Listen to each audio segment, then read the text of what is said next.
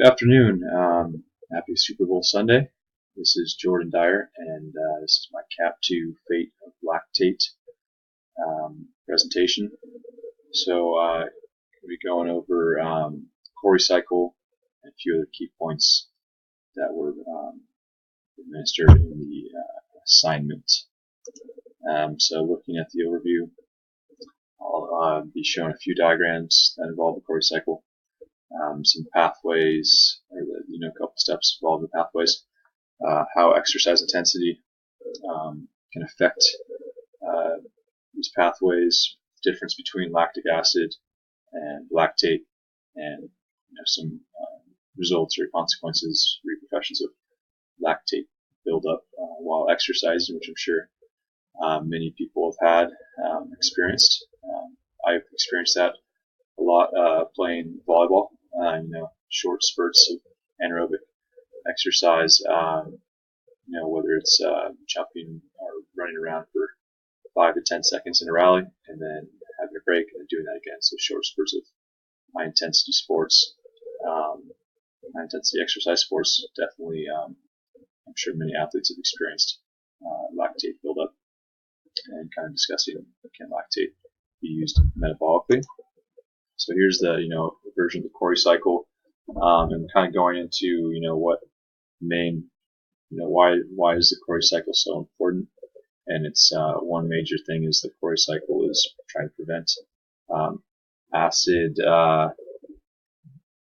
lactic acidosis, and also it's being able to help and provide more ATP for skeletal muscle that is not able to receive oxygen or enough oxygen. So if you're looking at Cori cycle, again, with the breakdown of glucose, and going into on the right side from the muscle via glycolysis, and then going into how that ultimately is turned into pyruvate, transformed into pyruvate, and then through lactate fermentation that ends up resulting in lactate, and lactate is then transferred via MCT1 through the blood to the liver, where it kind of reverses and almost goes the opposite way, with lactate is then transformed into pyruvate and then all the way back up to glucose through the liver. And there's a few extra steps that are involved, like lactate dehydrogenase, and that ends up providing glucose so that can go back to the muscles. So it's a very important cycle, and we rely on this, with a lot of, it's anaerobic metabolism right here at its finest. So really breaking down glucose and being able to recycle that, which is really interesting.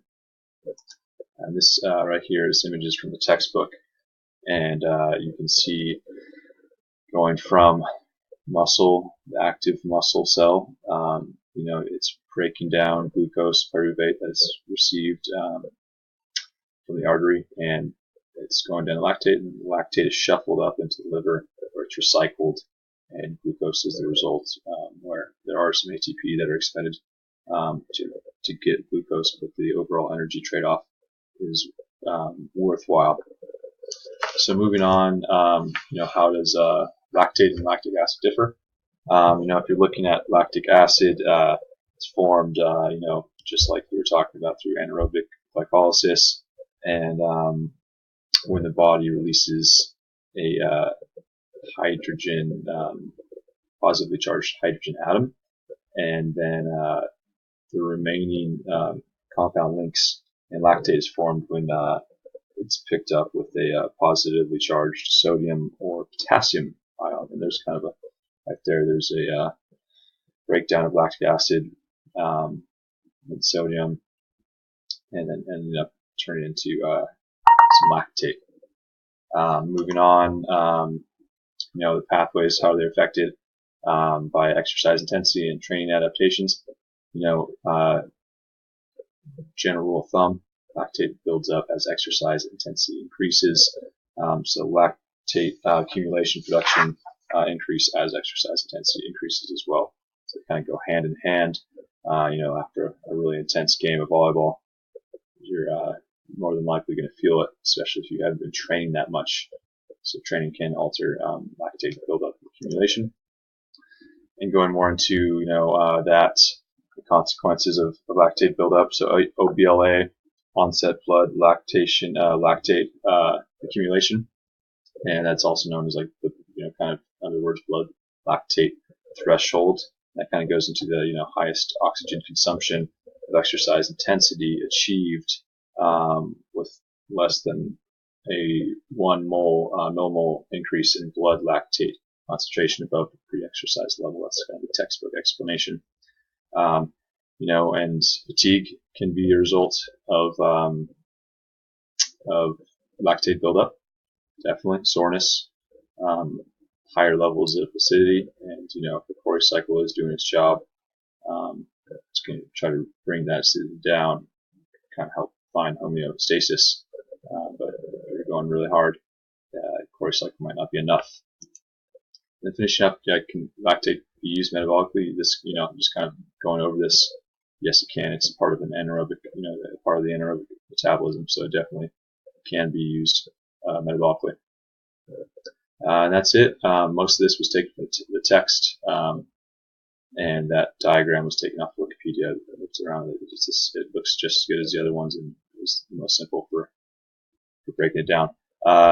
Thank you very much, and hope you enjoy the Super Bowl.